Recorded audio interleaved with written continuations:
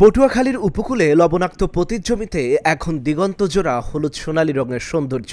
সূর্যমুখী ফুলের হাসিতে আলোকিত হয়েছে পুরো এলাকা। কৃষকদের দীর্ঘদিনের পতিত জমি এখন লাখ লাখ টাকার সম্ভাবনায় ভরে উঠেছে।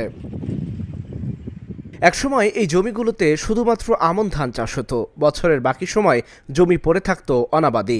কিন্তু সরকারের পাশাপাশি বেসরকারি উদ্যোগে শুরু হয়েছে সূর্যমুখী ফুলের চাষ। এতে কৃষকদের জীবনে নতুন সম্ভাবনার দ্বার খুলেছে। সমিতি থেকে আমাকে এই বীজ এবং সার দিয়েছে, জৈব সার, এই দিয়ে আমরা ব্যবহার করছি।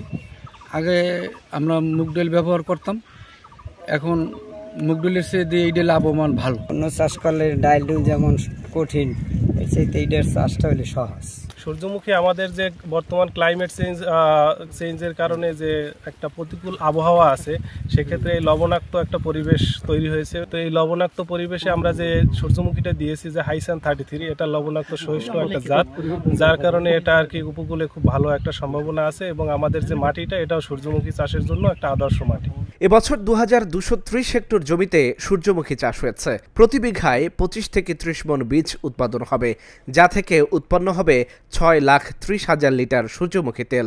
কৃষকরা যদি প্রতি কেজি বীজ 250 টাকায় বিক্রি করেন, তাহলে পুরো উৎপাদনের বাজার মূল্য দাঁড়াবে প্রায় 50 কোটি টাকা, জানিয়েছে কৃষি সম্প্রসারণ অধিদপ্তর।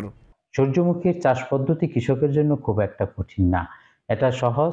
কৃষকরা জমি তৈরি করে গতানুগতিকভাবে এটা যদি লাইনে সূর্যমুখীর বীজ রোপণ করে, তাহলে এটা সম্ভব। এবং যদি কমপক্ষে 2টো সেচ দিতে পারে, তবে ফলন খুব ভালো হয়।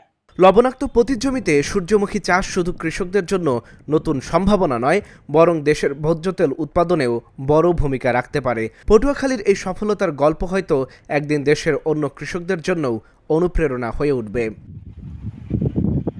Dhaka journal news desk.